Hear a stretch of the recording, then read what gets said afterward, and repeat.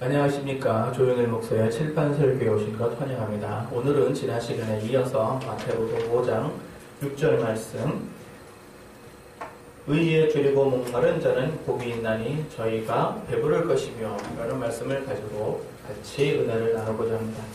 지난 시간까지 이미 배우셨던 온유한 자가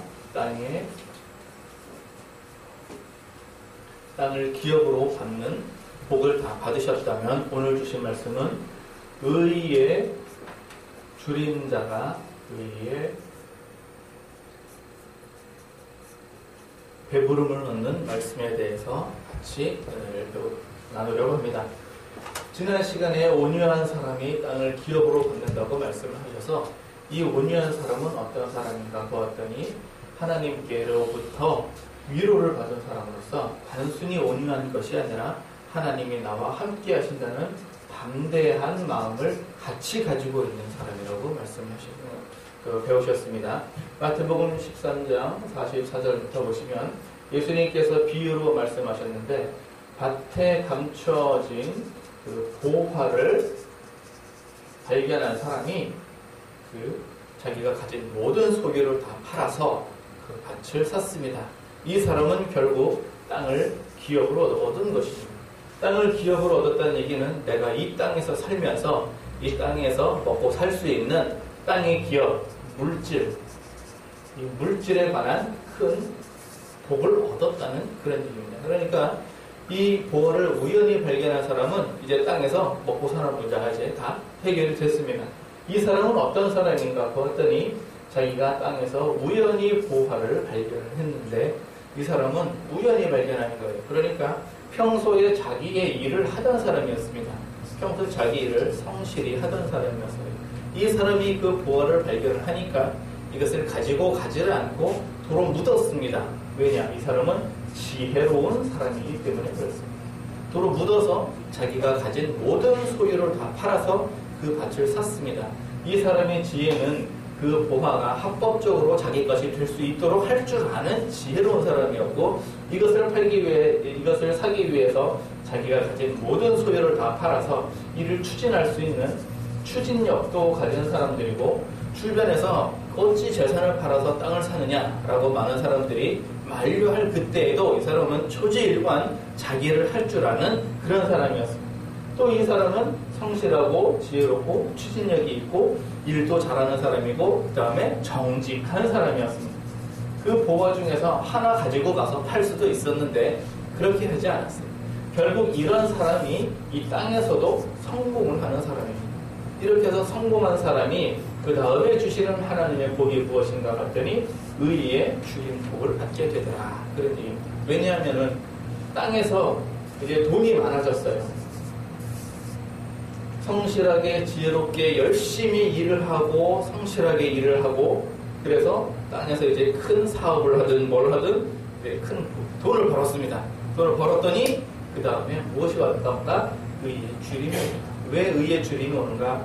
창세기 1장에 보시면 하나님께서 자기에게 우리들의 형상을 따라 우리의 모양대로 사람을 만들자라고 말씀하셔서, 원래 사람의 모양에는 하나님의 형상이 들어있습니다. 여기에 하나님의 형상이 들어있는데, 이 하나님의 형상은 어떤 모습이었는가? 에덴 동산에서 살고 있던 그런 모습이었다는 겁니다. 그러니까 에덴 동산에서는 사람이 어떻게 살았는가? 하나님께서 사람을 창조하시고 사람이 어떻게 살기를 기대하셨냐 하면 행복하게 살기를 하나님은 기대하셨습니다. 불행하게 살기를 원하지 않으셨어요, 하나님은 사람을 창조하시고 사람이 늘 기쁨을 누리면서, 낙을 누리면서 살기를 원했습니다. 고통스럽게 살기를 원하셨던 게 아니에요, 하나님은 사람을 창조하시고 사람이 즐겁게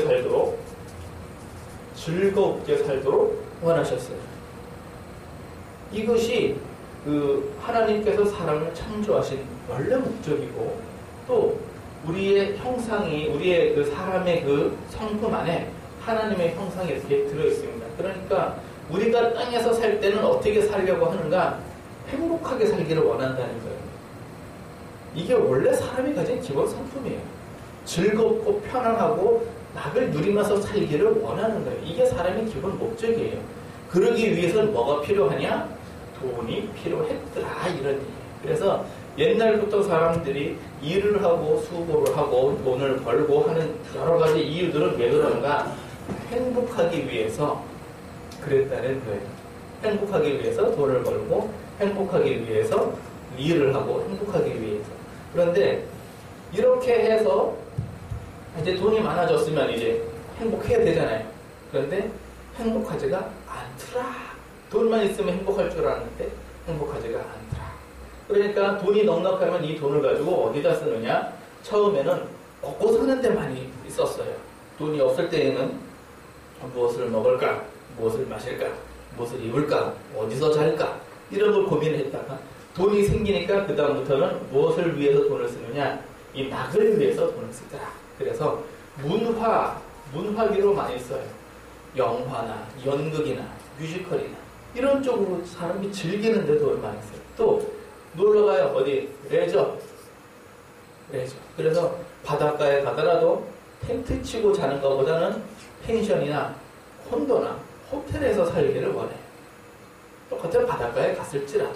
그 다음에 무슨 취미 생활을 하는데 레저 취미 생활. 그래서 무슨 뭐 래프팅을 한다든지 뭐 수상 스키를 탄다든지 스쿠버 다이빙을 한다든지 돈이 많으면 굉장히 즐기는 쪽으로 이제 많이 돈을 쓰게 돼 있어요. 왜 그런가?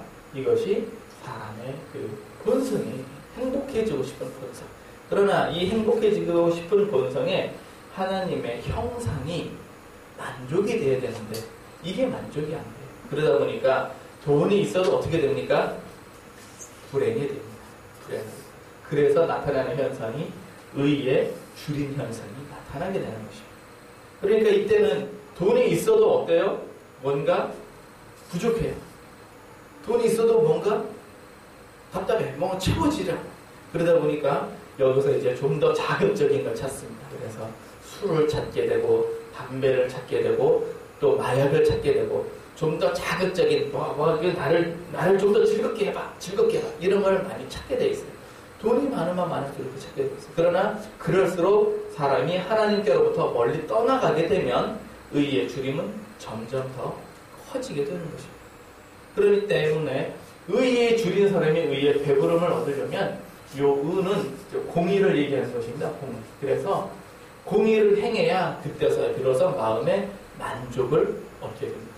공의라고 하는 것은 갈라디아서 6장 7절에 내가 사람이 무엇으로 심든지 그대로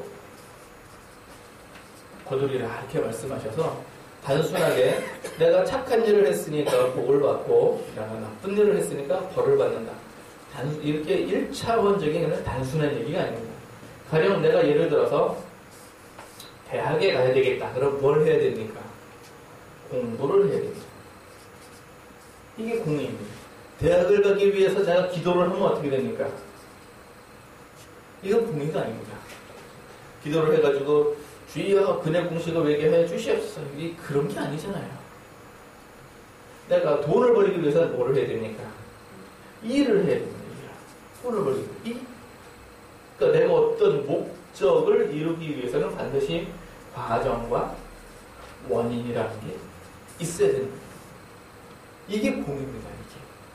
그래서 교회에서도 우리가 무슨 문제를 만났을 때 기도합시다. 기도해서 되는 일도 있지만 기도를 해도 안 되는 일은 뭐냐? 공의에 관계되는 문제는 기도를 해도 안 되더라. 왜냐? 그거는 공의를 해야 되는 거예요. 내가 직접 해야 되는 거예요. 왜 사람이 하나님을 믿었는데 주님 좋은 신앙 가지고 열심히 믿었는데 일을 안 하면 어떻게 됩니까? 돈이 없어요. 왜 그럽니까? 사람이 범죄하면서 하나님이 말씀하신 게 있잖아요. 너는 땀을 흘려야 땅의 소산을 먹을 수 있다. 이건 하나님의 직접 하신 말씀이거든요. 이 말씀이 취소될 것 같습니까? 안 그렇습니다. 그대로 남아있어요. 그러니까 하나님을 열심히 믿고 또 뭐도 해야 돼요? 일도 해야 돼요. 일도. 이렇게 두 가지가 다 있어야 돼요. 이게 공인 것입니다. 그러니까 내가 이 의의 줄임, 그 의의 줄임을 채우기 위해서는 의의 그 배부름을 얻기 위해서 뭘부터 해야 되느냐? 내가 심는 것부터 해야 됩니다. 그래서 선진국일수록 무엇이 발달이 되는가? 기부 문화가 발달이 됩니다. 뭐 후진국이다라고 해서 기부가 아예 없는 건 아니에요. 부자들에게 있는 그 문화가 기부 문화입니다. 그래서 연말 연시가 되면은 이제 어디에 얼마를 기부를 했다 이런 걸 많이 나옵니다. 요즘도 보니까 뉴스 끝나고 누구나의 회장과 일동이 얼마 냈습니다. 뭐 이렇게 말들 많이 하죠.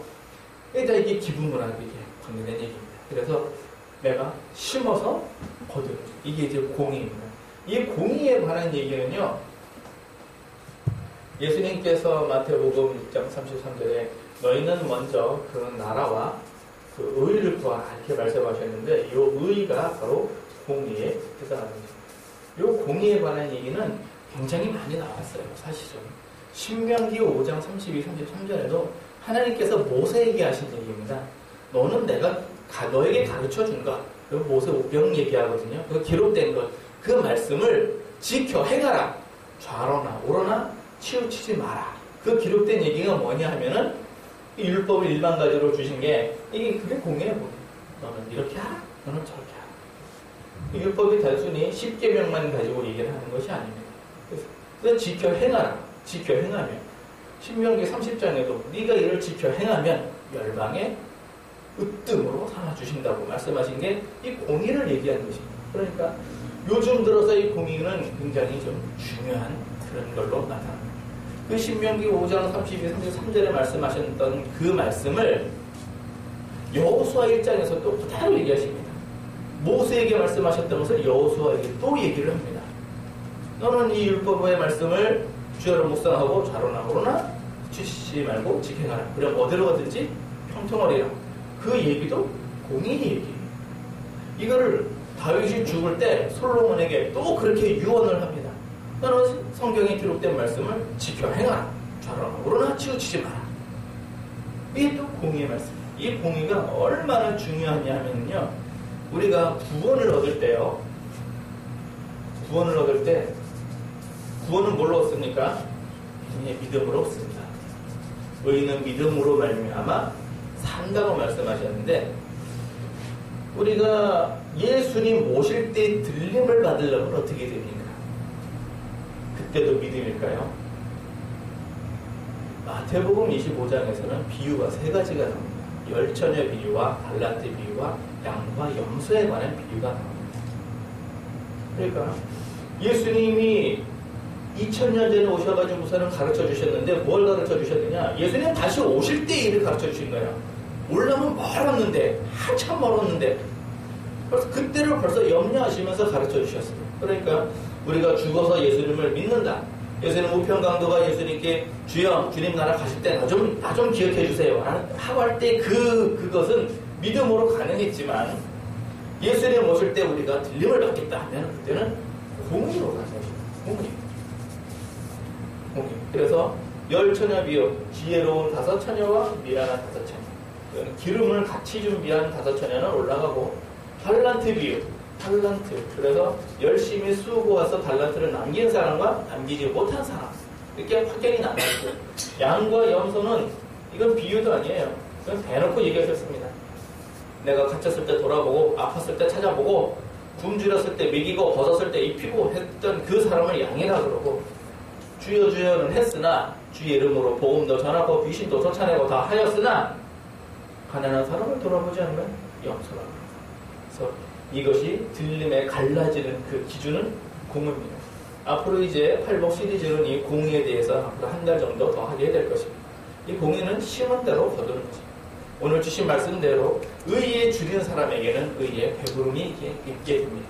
우리가 땅에 물질을 많이 받았어요. 그래서 10년이 가난한 자가 천국 복을 받고 애통한 자가 유래의 복을 받고 온유한 자가 땅에 기업의 복을 받았으면 이제 이것을 가지고 의의 줄임을 의의 배부름으로 채우시길 바랍니다. 많은 땅에서 가지고 있는 모든 걸 가지고 내가 가지고 있는 달란트를 가지고 많은 사람들을 위해서 수고하고 장사하고 심어서 거두어서 의의 배부름을 얻으시는 여러분과 저 되기를 예수님 이름으로 축원합니다. 감사합니다. 네.